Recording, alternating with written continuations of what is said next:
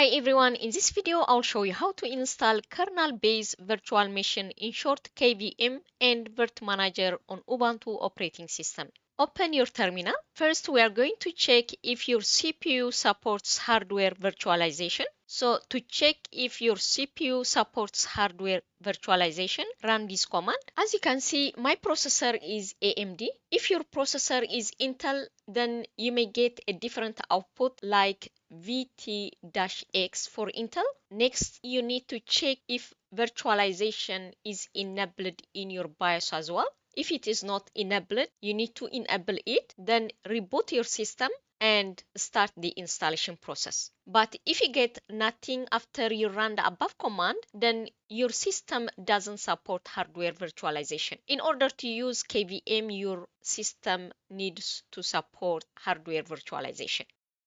In order to install KVM, first I'm going to install the required packages. So copy and paste this command. So the libvirt-daemon-system and libvirt-clients are the required packages. You can install them before or after.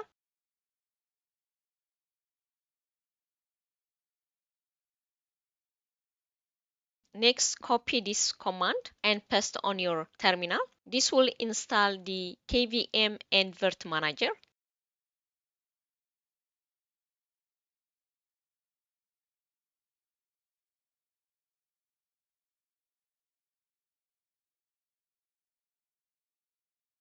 Next, you need to add your user to the libvirt group. As you can see, my username is already a member of libvirt group. Next, you need to add your user to libvirt-qemu group as well. So copy and paste this command. Now my username is added to libvirt group and libvirt-qemu group. Now the installation is done. So to launch Virt-Manager, you can go to your desktop, click on it.